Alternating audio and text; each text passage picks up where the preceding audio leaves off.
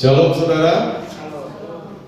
Ya, puji Tuhan ya, pagi hari ini kita mengucap syukur kita bisa bertemu kembali di dalam ibadah kita.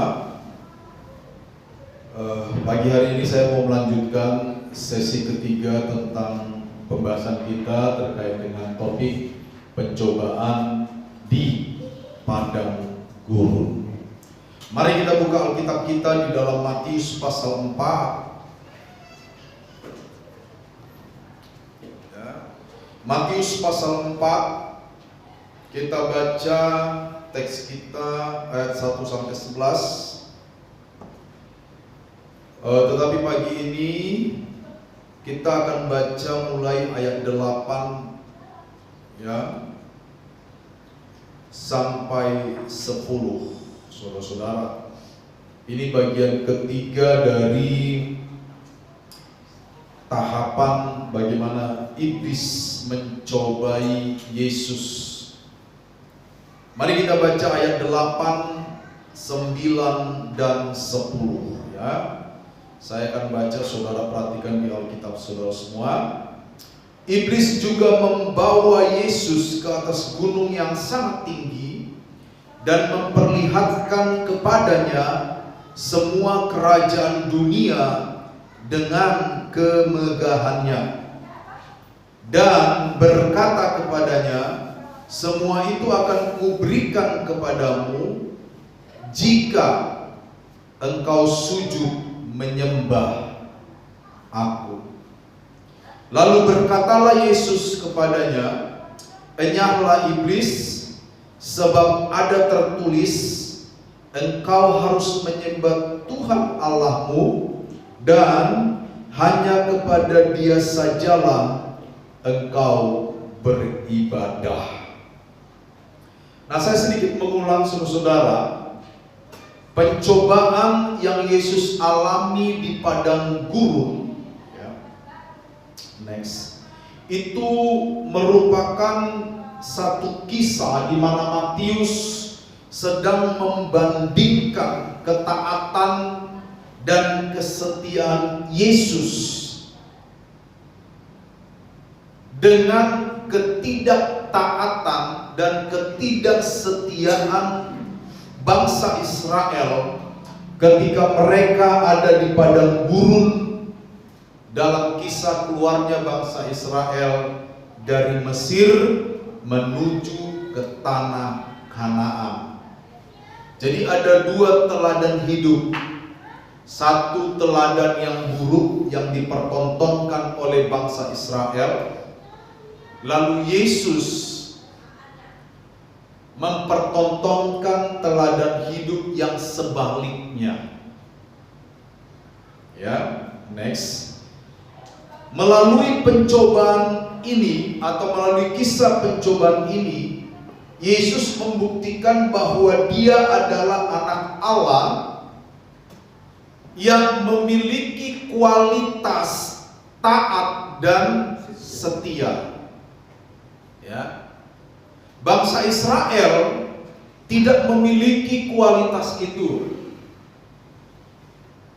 Padahal kalau kita melihat kisah kehidupan bangsa Israel itu mengalami terlalu banyak perbuatan mukjizat dari Tuhan, saudara. Ya kan? Banyak sekali. Dan saya sudah berkali-kali mengkhotbahkan bagaimana bangsa Israel mengalami pertolongan Tuhan yang di luar nalar manusia. Laut Kosong dibelah. Sampai hari ini tidak pernah terjadi sejarah lagi ada laut dibelah oleh angin. Betul? Yang ada ya laut dibelah oleh jembatan Suramadu. Gitu kan? Tapi oleh angin nggak ada. Makan gratis 40 tahun, 39 tahun, 11 bulan. Di mana makan gratis seperti itu? 3 juta jiwa. Perang, tentara melawan tabuhan, tawon, di mana itu? Ya kan? Nggak ada. Jadi kalau kita mulai hitung atau daftarkan kisah-kisah besar yang dialami bangsa Israel, itu luar biasa banyak. Tapi toh ternyata semua kisah besar itu tidak mampu membawa bangsa Israel untuk memiliki kualitas atau memiliki karakter agar mereka taat dan setia kepada Allah dan firman-Nya. Tidak. Makanya saya mengajarkan sesuatu yang mungkin sedikit berbeda dengan beberapa batuan lain. Ya, mungkin bahwa mukjizat bukanlah hal utama dalam hidup kita. Apa hal utama dalam hidup kita? Ya karakter yang seperti Kristus. Kalau kita berfokus pada mukjizat, ya, iman kita gampang goyang. Iman kita akan goyang ketika tidak lagi mengalami mukjizat. Jadi kalau saudara mengalami mukjizat, jangan terlalu bangga. Cukup mengucap syukur kepada Tuhan di dalam bilik kamar Anda. Amin. Ya. Saya selalu bilang, kalau Anda mengalami mukjizat, kadang-kadang mukjizat itu bukan malah menguatkan saudara seiman, bisa malah merusak iman orang lain kalau kita salah menyampaikannya. Jadi saya bukan orang yang begitu tertarik dengan kesaksian-kesaksian yang bombastis, ya. Bersaksilah ketika Anda taat dan setia kepada Tuhan. Itu karakter yang Tuhan cari. Amin. Apakah mukjizat perlu? Perlu. Kita perlu mukjizat. Amin. Waktu saya kesulitan sesuatu, saya perlu mukjizat Tuhan. Tetapi di mana mukjizat itu saya cari? Di ruang tersembunyi. Di ruang-ruang di mana orang tidak melihat.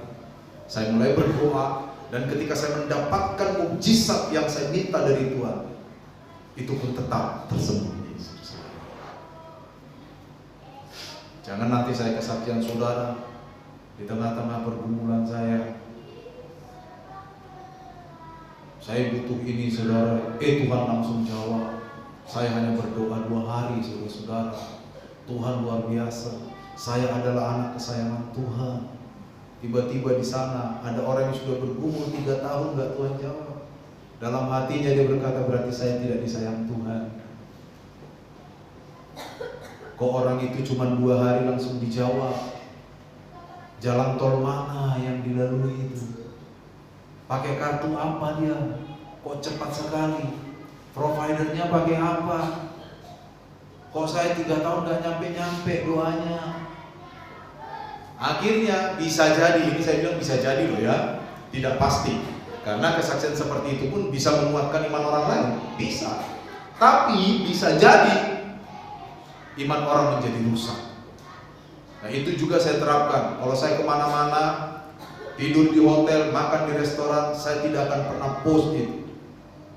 Saya takut teman saya di pedalaman Kalimantan yang gak pernah ngerasain hotel bintang 5 kecewa sama Tuhan. Loh iya kan? Dia juga pelayanannya luar biasa, naik kelotok ke sana kemari. Kalimantan tuh kendaraan utama kalau pedalaman kelotok karena sungai. Ketemu ular, anak konda, bapak konda, mama konda, mereka tetap pelayanan. Saya nggak pernah ketemu bahkan anak konda sekalipun. Kok dia Tuhan bisa makan di hotel bintang 5, saya kok tidak? Betul?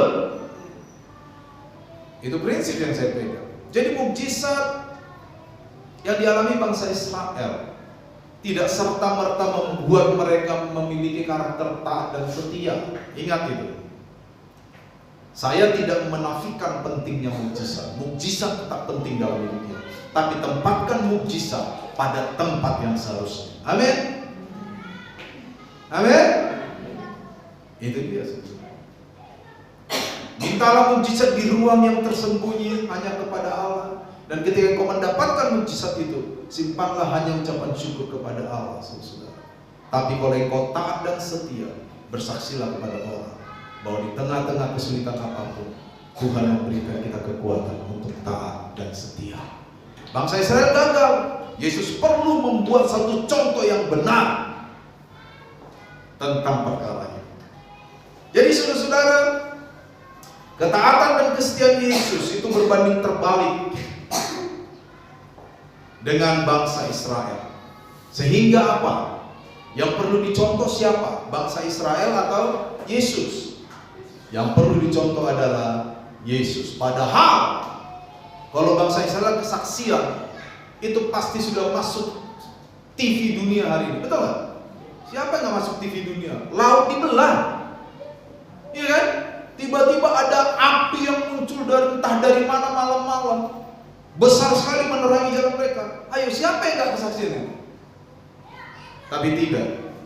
Karakter taat dan setia itu yang dicari Tuhan, saudara-saudara.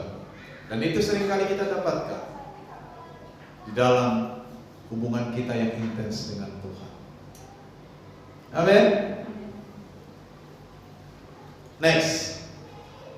Di sesi pertama dulu kita sudah membahas tentang batu menjadi roti. Ini bicara tentang pemenuhan kebutuhan hidup. Kita dimotivasi untuk carilah pemenuhan kebutuhan hidupmu. Tetapi jika itu melanggar kekudusan Allah, lebih baik tidak tercapai ketimbang melanggar kekudusan Allah. Yang kedua, ya 3 minggu yang lalu kita berbicara tentang hal mencobai Tuhan. Ya, dan sekarang kita berbicara tentang kebanggaan hidup. Dan ini menyasar nilai diri dalam hidup. Ini penting saudara. Nilai diri itu penting. Itu salah satu pergumulan manusia hari ini. The value of life. Nilai kehidupan itu apa? Karena kita masing-masing itu digerakkan oleh nilai yang berbeda, betul? Ada orang, saya bicara orang ya. Apakah kita orang? Apakah di luar sana juga orang? Jadi saya bicara orang pada umumnya. Ada orang digerakkan kebanggaan atau nilai dirinya dengan aksesoris, pakaian yang bagus, betul? Kalau bajunya bagus, sepatunya bagus, ya. Apa yang dikenakan, outfit. Zaman sekarang tuh outfit.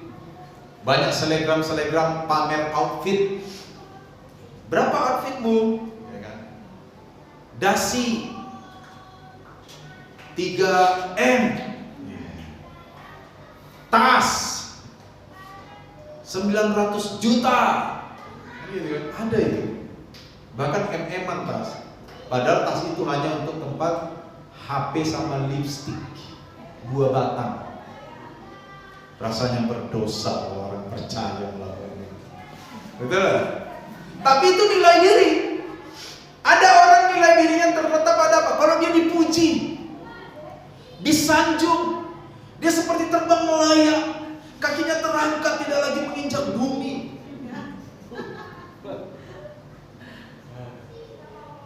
Loh, ada orang kayak gitu. Jadi kalau dia disanjung saudara, entah itu palsu, entah itu cuman apa? Basa-basi, entah itu cuman untuk merayu, seducing sama dia, menjebak. Pokoknya dia terima itu. Karena letak harga dirinya di sanjungan. Padahal yang patut disanjung itu cuma Tuhan. Betul? Iya kan? Ada orang nilai dirinya pada pencapaian, achievement, prestasi. Iya kan? Gelarnya STH, MTH, BTH. STH sudah terima honor. MTH makin tinggi hati. Ada itu. Jadi gila hormat. Kalau dalam sambutan kami minta Bapak Pendeta Samuel Mesrin Lumaijuk, nggak disebutkan gelarnya, marah dia.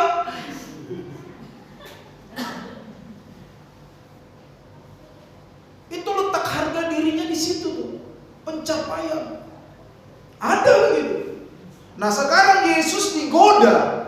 Di mana letak harga diri Yesus itu? Di mana letak nilai diri Yesus? Digoda sama setan sekarang. Dikatakan di sana apa, saudara? Next. Yesus dibawa ke gunung yang sangat tinggi. Lalu saudara, iblis memperlihatkan kepadanya semua kerajaan dunia. Ya, semua kerajaan dunia diperlihatkan oleh iblis. Lalu iblis berkata, kamu mau semua ini? Kamu mau engkau dipuja? Kamu mau engkau disembah? Kamu mau terkenal? Kamu mau seluruh dunia tunduk padamu? Saya kasih, kata iblis. Oh, iblis bisa kasih itu loh. Jadi jangan heran sekarang orang demen atau suka pakai jimat-jimat supaya orang lihat dia berwibawa, ya kan? Supaya orang muncul rasa segan, supaya kalau dia ngomong orang dengarkan. Itu ada ilmu begitu, ada yang mau? Ada itu, cuma kecil aja, tinggal di kantongnya aja. Di kampung saya banyak, itu dijual kayak kacang goreng, mau? Saya kira di kampung-kampung lain juga pasti ada.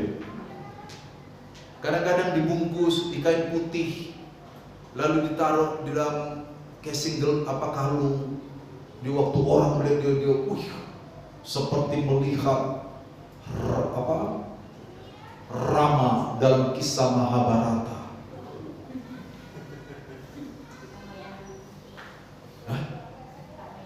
Mahabharata 3 ya. Dalam kisah Ramayana, Mahabharata ya? Salah lagi nih kayaknya. Ya, Ramayana. Iya kan? Yesus digoda. Loh, kenapa iblis bisa menawarkan kerajaan dunia kepada Yesus? Ya, karena saudara-saudara, ya, di dalam Yohanes 14:30, coba lihat Yohanes 14:30. Dengan cepat satu orang boleh baca coba. Yohanes 14:30.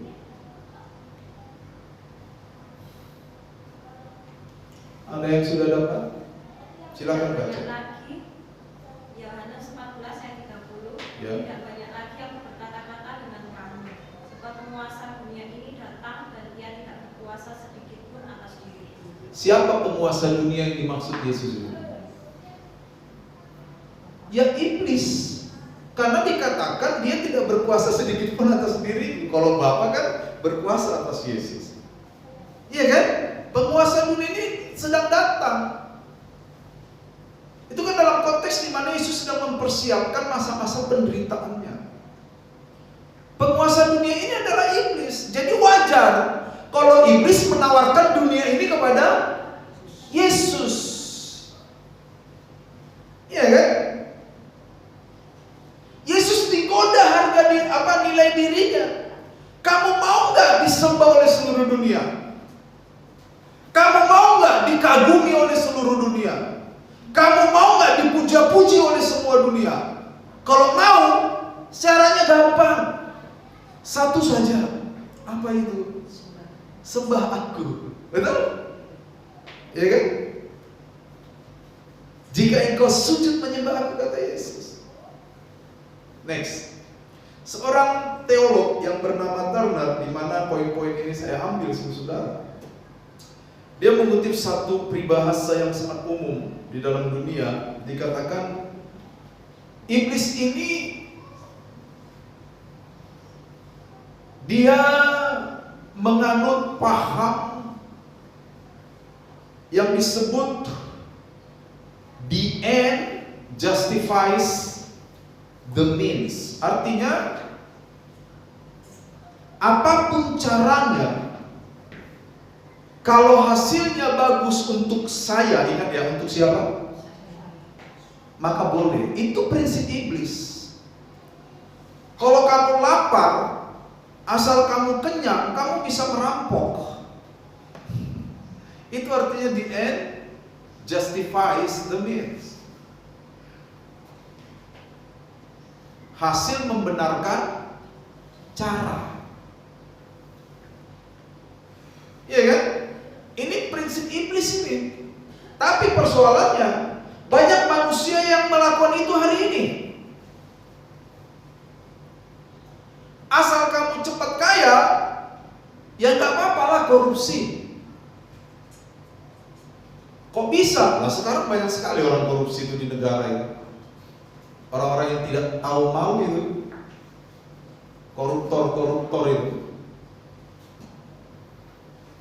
Iya kan? Sekarang koruptor mana nunduk kalau ditangkap. Hai, betul lah. Masuk ruang KPK.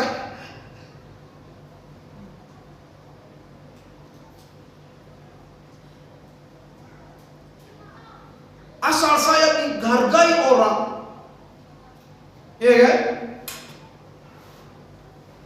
Biarpun saya keluar banyak uang, yang penting saya dikagumi orang.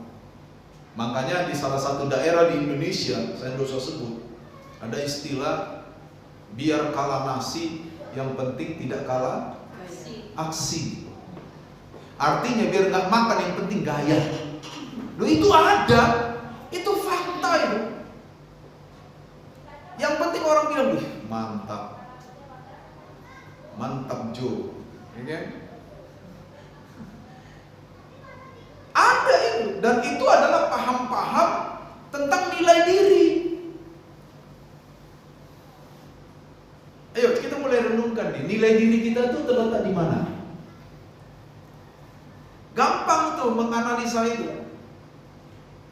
Kalau saya berbuat sesuatu lalu nggak ada orang memuji saya atas apa yang saya buat dan saya kecewa, nilai diri saya terletak pada pujian. Gampang menganalisa itu. Kalau saya lagi banyak uang dan saya ceria, tapi begitu saya kurang uang saya kurung terus, nilai diri saya terletak pada uang, kecukupan.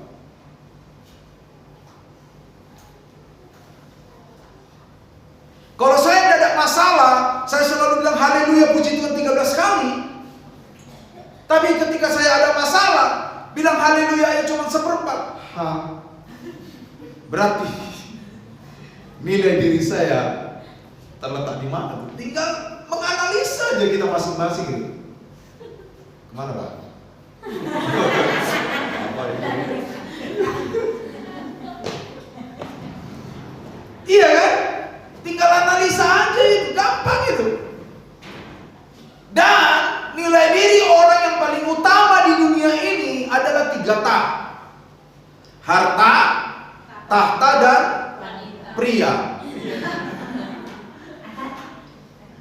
Masa pria aja yang disudutkan ya? Sekarang tuh zamannya udah kesetaraan gender. Iya kan? Sekarang tuh bukan hanya pria yang suka ngelirik-ngelirik, wanita juga. Walaupun lagunya Titiek Puspa itu sekarang udah gak berlaku. Tahu kan? Lagu yang mana? Wanita di jajah pria sejak dulu. Itu gak berlaku. Sekarang banyak wanita menjajah pria. Zaman kan sudah berubah.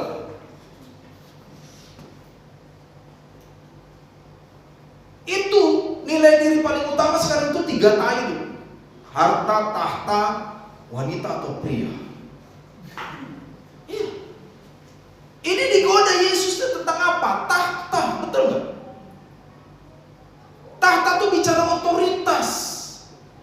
Di mana-mana tahta bicara otoritas. Yang boleh keluarkan perintah ultimate di sebuah negara, perintah tertinggi siapa? Tahta presiden, betul nggak? Di dalam negara yang sifatnya kerajaan, siapa yang memberi perintah tertinggi? Seorang raja yang duduk di tahta, dan ketika raja memberi perintah dia harus ada di tahtanya. Itu aturan mainnya. Itu nilai diri.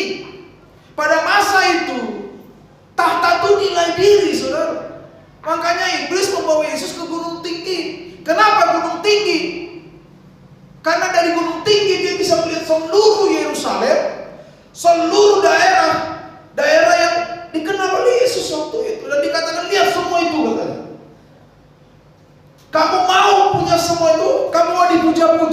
Kamu mau disembah semua itu gampang.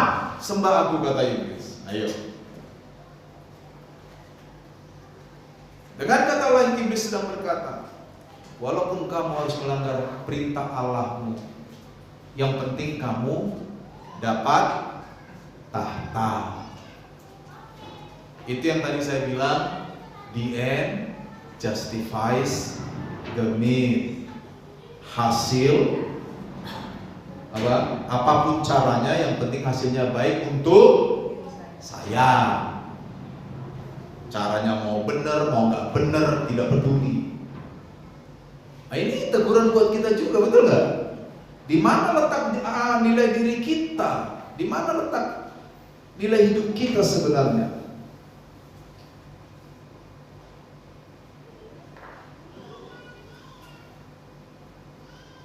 Ya, next. Yesus sadar bahwa kerajaan yang dia miliki bukanlah dari dunia ini. Yohanes 18:36. Coba buka. Yohanes 18:36. Salah seorang boleh baca? Jawab Yesus, kerajaanku bukan dari dunia ini. Jika kerajaanku dari dunia ini, pasti hamba-hambaku telah melawan, supaya aku jangan diserahkan kepada orang Yahudi. Akan tetapi kerajaanku bukan dari sini. Betul? Yesus tahu. Makanya bagi orang Kristen perlu sekali kita memiliki self-awareness, kesadaran akan diri kita ini siapa. Terkait dengan hal rohani ya, kita ini siapa? Kita adalah orang yang sudah dibenarkan bukan oleh perbuatan kita, oleh pengorbanan Yesus di kayu salib. Nilai diri kita seharga darah Yesus, itu yang selalu saya tekankan, betul? Itu pokok utama dalam hidup kita. Yang lain-lain ini hanya cabang-cabangnya saja, aksesoris saja. Kalau engkau Tuhan izinkan diberikan kekayaan, itu aksesoris saja. Nilai dirimu gak boleh tergantung di kekayaan itu. Kalau engkau Tuhan izinkan ya punya kepandaian intelektual yang baik, itu aksesoris. Nilai dirimu tidak boleh terpaut pada kepandaian itu. Itu aksesoris, dan itu harus kita gunakan untuk kemuliaan Tuhan. Kalau engkau diberikan oleh Tuhan talenta, bakat-bakat rohani, itu aksesoris. Misalnya seperti Judika, diberi suara yang bagus, betul gak? Siapa sih orang Batak yang gak pengen punya suara kayak Judika? Saya juga mau. Iya kan? Kalau dia nyanyi enak suaranya, ya kan? Saya bukan enak, serak. Tapi yang penting nadanya duduk, ya kan? Ya. Siapa yang gak pengen punya suara seperti Agnes Mo Nika? Iya kan? Itu talenta Tuhan. Walaupun kesempurnaan akhirnya diasah dengan latihan, betul nggak? Tapi itu udah ada talenta Tuhan di situ. Tapi kan Agnes Mo belum tentu bisa khotbah kan? Jadi masing-masing kita sebenarnya diberikan talenta oleh Tuhan. Tetapi itu bukan tiang utama dari nilai diri kita. Nilai diri kita adalah seharga darah Yesus. Karena kita sudah dibenarkan oleh kuasa pengorbanan Kristus di kayu salib. Semua itu aksesoris yang harus kita pakai untuk memuliakan Tuhan. Jangan malah nilai diri kita letakkan di situ. Kenapa banyak artis di Korea bunuh diri? Hanya karena tidak dihargai. Padahal wajah orang Korea itu kayak orang Korea. Loh kan orang Indonesia kan pengen punya wajah kayak orang Korea. Kan banyak orang Indonesia bedah plastik resek. Mau apa? Pengen seperti Pak Yong Chung. Iya kan? Kurang apa coba? Orang Korea wajahnya sudah kayak orang Korea. Kurang apa? Banyak yang bunuh diri loh. Angka tertinggi bunuh diri usia produktif itu di Korea. Iya kan? Artis-artis yang hartanya banyak tuh bunuh diri. Kenapa? Letak nilai dirinya itu salah. Letaknya itu di yang aksesoris tadi ini. Coba letak nilai dirinya itu di poin utama untuk kehidupan, bahwa saya sudah ditebus oleh kuasa darah Yesus. Aksesoris hilang, nilai diri hilang nggak? Enggak. Tapi kalau nilai diri kita letakkan pada apa? Yang tadi ini bakat. Tiba-tiba suara hit kita hilang, kita stres. Yang tadinya kita bisa nyanyi melengking, ya kan?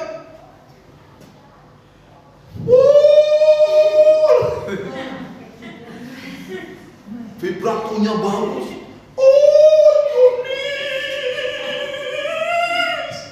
Tiba-tiba suara hilang. Udah gak pernah dipanggil nyanyi, dilupakan dari dunia entertainment, stres. Kenapa? Karena nilai diri diletakkan di situ. Coba nilai diri diletakkan di dalam penebusan Kristus. Suara hilang yang diperbaiki. Kalaupun gak bisa nyanyi seperti dulu ya sudah. Betul?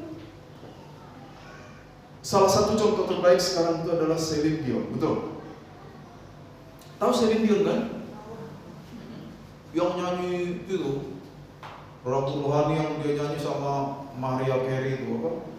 Oh, Yunis, gue enak suaranya. Kalau sekalian udah besar di tahun 97 ada lagu terkenal waktu itu, film Titanic, ya kan? Nirvana, wherever you are. Celine Dion yang nyanyi. Oh iya, betul. Sayang kalian belum lahir semua. Saya sudah. Belum ada yang tahu. Tapi dia sakit, suaranya hilang, dia terbaring beberapa tahun, betul? Sampai badannya habis, wajahnya kusut tua, suaranya nggak bisa nyanyi. Tapi dia bilang apa? Semangatnya itu luar biasa. Sekarang dia udah mulai nyanyi lagi. Artinya dia tidak menyerah. Letak nilai dirinya saya tidak tahu secara pasti, tapi pasti bukan di situ. Kalau letak nilai dirinya di situ udah habis gitu. Sekarang tinggal kita tanya diri kita, di mana letak nilai dirimu? Kan itu kan?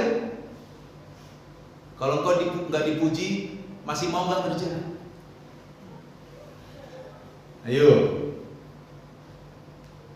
Kalau apa yang kau lakukan untuk Tuhan tidak diekspos, masih mau kerja nggak? Memang jemaat yang saya pimpin ini harus siap untuk sesuatu yang tidak populer. Kemarin ada teman saya Mbak Tuhan di satu negeri, ya gak usah disebut negerinya. Rupanya gerejanya disumbang oleh satu orang pengusaha toko apa gitu, ada disebutkan di Facebook. Atau mungkin 1,5 juta apa 2 juta, uang 50.000. Jadi disebarkan tolong difoto, cekrek. Terima kasih kepada bos ini untuk bantuannya itu uang difoto. Dalam hati saya istighfar.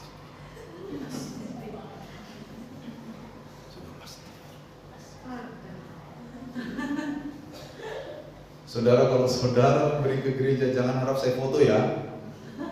Cukup saya bilang sama Tuhan, berkati jemaat ini Tuhan. Dia punya hati untuk pelayanan. Betul? Cukup begitu ya. Nggak usah saya tag-tag ya. Memang risikonya itu kalau nggak di-tag nanti, kalau ada nggak senang nggak ngasih lagi. Risikonya begitu. Tapi saudara bayangkan bagaimana gereja. Kalau saya pribadi melihat postingan itu, gereja kok rendah sekali. Rendah sekali nilai gereja. Uang 50.000-an kalau tak hitung-hitung paling 1,5 juta. Harus dipamerkan ke seluruh dunia. Apakah Tuhan tidak mampu lagi memberkati 1.510.000 itu lebih besar 10.000? Ya kan? Nilai diri kita di mana? Itu pertanyaan besar buat kita. Yesus digoda. Ya. Dulu beberapa kaisar Roma, next, ya, seperti Gaius Caligula, Nero, Caesar Nero, dan di antara 15 Kaisar Roma pada waktu itu, hampir semua minta disembah. Hampir semua. Kaisar pertama Julius Caesar dibuat patungnya oleh Kaisar Agustinus, penerusnya waktu itu, supaya disembah oleh orang-orang Roma. Jadi semua waktu itu kaisar-kaisar minta disebut sebagai Dominus et Deus, Tuhan dan Allah. Serem ya? Manusia diminta dipanggil sebagai Dominus et Deus, Tuhan dan Allah. Padahal julukan Tuhan dan Allah itu diberikan oleh manusia kita ke siapa? Yesus. Wahyu pasal 4 ayat 11. Yesus Tuhan dan Allah kami. Betul? Jadi Dominus et Deus itu hanya Yesus sebenarnya. Tapi kaisar-kaisar waktu itu pengen dipanggil Dominus et Deus. Makanya waktu itu diberlakukan aturan, siapa yang gak menyembah kaisar dibunuh, dihukum dengan cara-cara yang sangat sadis, saudara. Lalu iblis mencoba menyamakan Yesus dengan kaisar-kaisar Roma itu. Ya kan? Iblis berusaha merusak Yesus dengan berkata, kira-kira begini, walaupun tidak catat Alkitab. Kalau kaisar-kaisar Roma minta disebut Yesus dan Tuhan dan Allah, mereka disembah. Mereka memiliki segala sesuatu, tahta mereka miliki. Kamu pun bisa kok. Kamu pun bisa punya tahta dunia ini. Lihat tuh, semua tuh. Oh, lihat tuh semua tuh. Mau gak kamu disembah, dipuja-puja oleh orang? Salah satu sesat pikir yang terjadi dewasa ini seperti itu. Sesat pikir itu. Sesat pikirnya berbunyi apa? Kalau banyak orang melakukan, berarti saya boleh melakukan. Itu sesat pikir. Iya kan? Itu sesat pikir. Kalau banyak orang nabrak lalu lintas, lampu merah, berarti saya juga boleh kan? Orang-orang nabrak. Sesat pikir itu. Itu yang disebut dengan logical fallacies. Kesesatan berpikir. Ya kan? Ya, kalau orang-orang banyak berbohong, berarti saya juga boleh berbohong. Kan banyak orang yang berbohong. Itu sesat pikir itu. Nah, itu yang mau diberikan oleh Yesus, iblis itu pada Yesus. Kaisar-kaisar Roma minta disembah. Kaisar-kaisar Roma minta disebut Dominus et Deus. Kaisar-kaisar Roma bangga dengan tahtanya. Kamu mau gak semua itu? Kalau mau, gampang, kata iblis. Apa syaratnya? Sembah aku. Artinya apa? Kalau kamu mau semua kemegang dunia ini, jangan sembah Tuhan, sembah aku. Lalu Yesus mengutip Ulangan 6 ayat 13. Pada waktu itu dalam Keluaran 32, masih ingat orang Israel waktu Musa naik ke Gunung Sinai, lama gak turun, mereka paksa Harun membuat anak lembu emas. Mereka tidak taat, mereka menyembah ilah lain. Mereka meminta anak lembu emas ini diarak di depan untuk memimpin mereka. Betapa bodohnya orang Israel waktu itu. Saudara, orang Israel gagal, Yesus tidak boleh gagal. Betul? Itu yang tadi di awal saya katakan.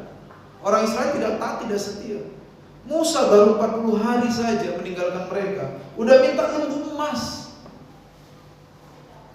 untuk memimpin mereka. Yesus menunjukkan teladan yang terbalik. Lalu Yesus menjawab apa, saudara? Di ayat berapa tadi itu?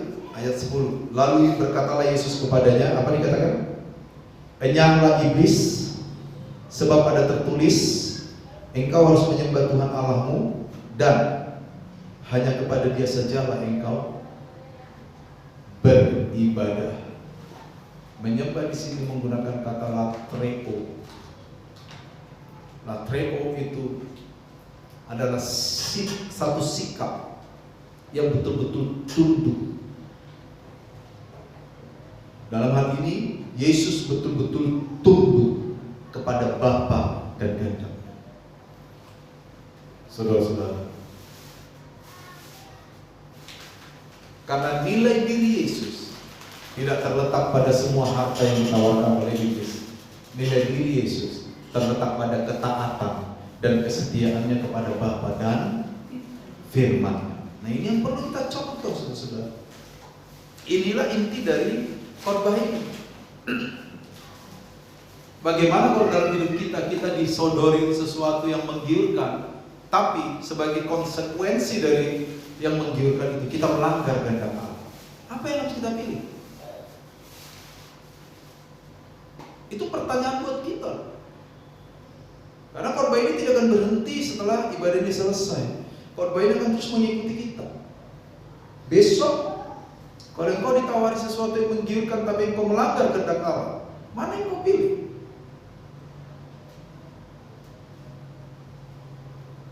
Itu jalan sempit, susah dilewati, betul nggak? Menolak sesuatu yang menggiurkan itu jalan sempit. Tapi Matius berkata, sesaklah jalan menuju ke kehidupan. Sesak dan sempit memang jalan menuju kehidupan. Sedikit orang yang melaluinya. Lebar dan luasnya jalan menuju kebinasaan dan banyak orang melewatinya. Lalu anak sekolah minggu dengan cara yang cerdas membuat itu sebagai lagu. Di dalam dunia ada dua jalan, lebar dan sempit. Mana kau pilih? Yang lebar api neraka, jiwamu mati. Tapi yang sempit, jiwa berglori. Yo, pilih mana? Sempit apa lebar? Sempit, sedikit orang melaluinya karena sesak, sulit. Ditawarin sesuatu yang menggiurkan, tapi melanggar kekudusan Allah. Aduh, ini kesempatan nggak datang 2 kali. Betul nggak? Ini nggak datang 2 kali, ini kesempatan. Enak kayaknya ini, menguntungkan ini, tapi melanggar perintah Allah. Mana kita pilih? Ini perenungan kita, bahkan terus tiap hari nanti firman ini akan mengikuti kita. Amin. Di mana letak nilai diri kita, itu pertanyaan penting. Kalau sekarang letak nilai diri kita masih karena pujian orang, maka bertobatlah kita. Bertobatlah. Supaya ketika Tuhan datang, kita ada di jalan yang sesak itu memang, tapi menuju kehidupan.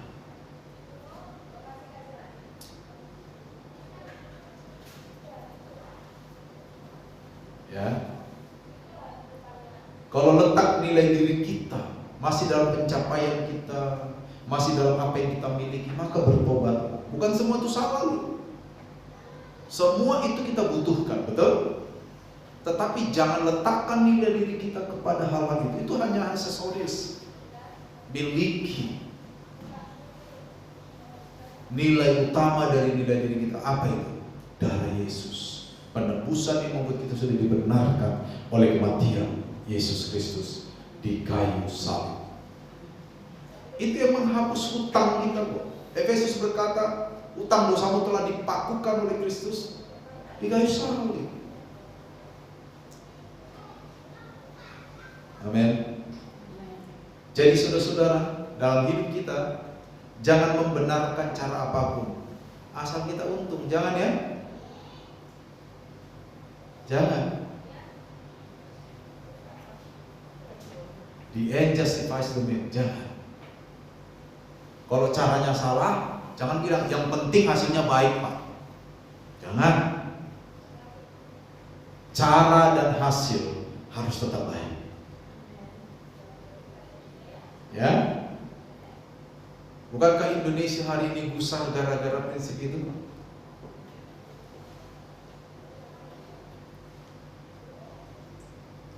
Sampai ada meme kemarin saya baca untuk anak-anak muda. Anak-anak muda katanya, belajar yang rajin supaya nanti kalau pas cari kerja jangan nyusahin orang, apalagi nyusahin satu negara. Mengerti maksudnya itu ya? Seperti itu saudara. Ya, saya pikir ini yang perlu saya sampaikan. Sekali lagi, letakkan nilai diri kita pada tempat yang tepat. Apapun yang terjadi dalam hidup kita, itu tidak akan merusak nilai diri kita. Oh, puji Tuhan, Tuhan memberkati.